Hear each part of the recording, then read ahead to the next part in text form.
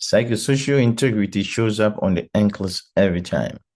Let's review 10 hard questions, concept, master them, keep track of your record, and let me know about your score. A client states the FBI placed a chip in my brain and monitors my thought.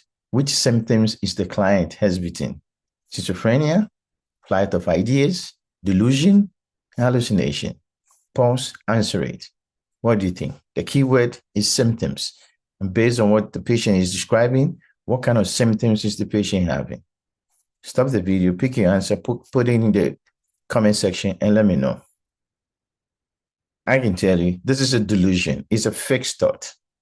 There's a difference between delusion and hallucination. Hallucination is a perception, sensory. But if it's a fixed thought, it's delusion. These are symptoms. Flight of ideas, you jumping from one place to another. But schizophrenia is not the symptoms, it's a diagnosis. There's a difference.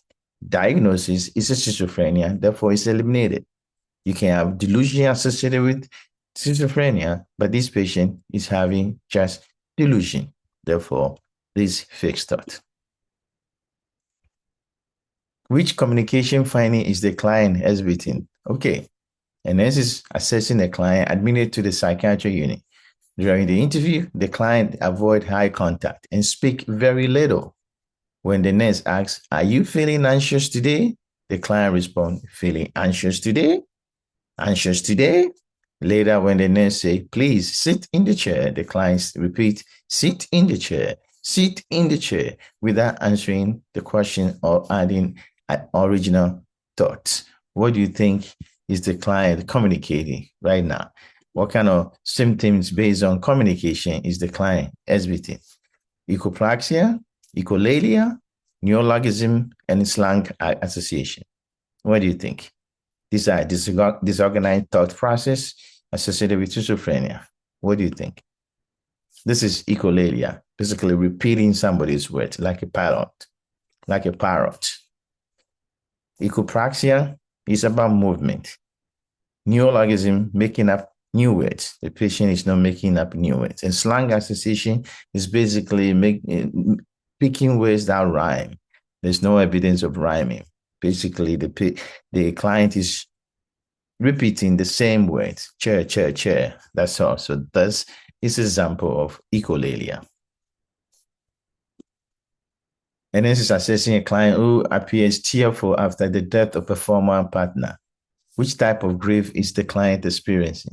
The client states, "People tell me I should move on because we were no longer together. So I feel like I cannot grieve openly." The big word is here. I cannot grieve openly.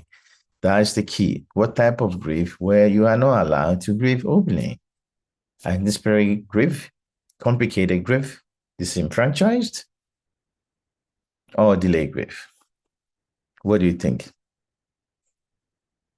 This is a disenfranchised. You cannot grieve openly. Even though you have it, delay grief, you delay it without not showing it. Complicated, it has lasted longer than expected. Anticipatory, basically you start grieving before even the problem happened. So this is disenfranchised.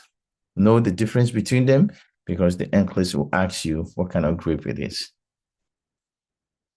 And then observe the client pacing in the hallway. 1, talking loudly and making dramatic gesture with the hand. The nurse conclude that the client is beating what? Psychomotor agitation, catatonia, psychomotor retardation, and anxiety. What do you think? Pacing in the hallway, talking loudly, and then basically flipping your hands. What do you think is going on? Do you have a psychomotor agitation, catatonia, psychomotor retardation, and anxiety? Test taking strategy. I see 2 psycho, therefore I know they have to be the right answer. Catatonic means usually no movement. Anxiety, this does not describe anxiety. Agitation, that's what it describes. Walking back and forth, you are restless, you don't want to stay at one place, very irritable. Psychomotor retardation is the opposite, where you are in the depressed mode. Therefore, this is psychomotor agitation. Number 5, midway. What is your score? Let me know in the comment section. This is Psychosocial Integrity Psych nursing. Very important. Shows up all the time. NCLEX practice test, NCLEX practice question, NCLEX review questions, 10 of them. We are on phobia, and this is caring for a client diagnosed with phobia. Which intervention is highest priority? When somebody is afraid of something, what would you do? Encourage gradual exposure to the fear stimuli while providing emotional support. Encourage the client to reassess the child that the fear is what? Irrational. Basically telling a parent, don't worry, tell them it's irrational. Teach the child realization technique to use during episode of anxiety. And then allow the child to avoid all contact with the fear object. Avoid them completely. Realization technique. Parent to tell them this is irrational, or just expose them to the stimuli slowly and provide support. The best technique is this: exposure slowly to desensitize the person due to the phobia associated with the phobia. All the rest is misconception. It causes more problem. Therefore, that's the best thing. A client with dissociative identity disorder, you have to understand each disorder to be able to attack it. If you know the disorder, find it, attack it, and then that's your right answer. Arrive 30 minutes later for cognitive behavioral therapy appointment and state, I was never told about this appointment. Which response by the nurse is most appropriate? You were definitely informed about the appointment. You need to take more responsibility for your appointment. Missing therapy session will delay your recovery. It is possible you were not aware of the group therapy. What do you think? They have dissociative identity disorder. And he said they don't remember the appointment. Are you going to just blame them? Maybe the time you're talking to them, they were somebody else. Now they're back to their base. They did not know what happened because those two personalities do not talk. Therefore, is it possible this is more therapeutic, trying to investigate realistically why you miss your appointment? So that much is better. And this is evaluating a client with obsessive compulsive disorder, which statement by the client indicate improvement, obsessive compulsive. So I should be able to decrease my obsession and a compulsion, right? My rituals help me stay in control of everything. That means you're still doing them. You can't go away from it. I still need to wash my hand immediately to feel safe, having the ritual to calm yourself down. I can delay washing my hands. Even when I feel anxious. That means you can control yourself even though you feel like you got to wash your hands. Avoid leaving the house to prevent obsessive thoughts. Still, you are afraid of going outside. Therefore, delaying, even though you have the anxiety to do it, is a good thing. Improvement. And this is planning care for a client diagnosed with antisocial disorder. Which intervention strategy should the nurse routinely include in the plan of care? Encourage dependency on the staff for decision-making.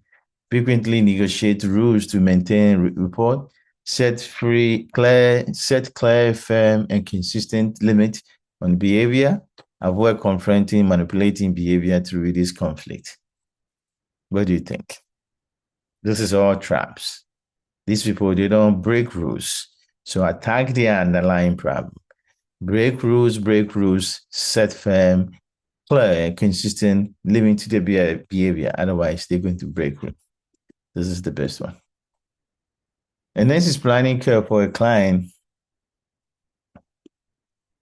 Which instructions should the nurse include in the care of clients with Alzheimer's disease? Select and apply. Avoid rationalizing with the client, limit the number of choices to decrease client anxiety. Provide precise and concise instruction on one task at a time. Provide cognitive stimulation to the client with simple activities and game. Provide a cognitive stimulating environment. Avoid too much activities that tax the client memory. In Alzheimer's patient, attack the underlying problem. They have a memory problem. You don't want to overload them with stimuli. They get confused.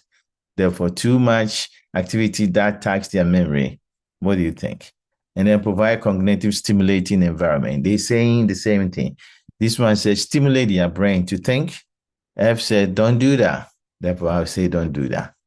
Provide cognitive stimulation to client with simple activities or game. Yeah, you can do that. You can give them something to help with, but not overstimulation. Provide precise, concise instruction at one task at a time. They can do multitasking. Limit the number of choices. Yeah, if you give them 50 choices, they can't know which one to pick. But if you give them 2, it's easy. And then don't rationalize with them. This is the way you take care of this patient.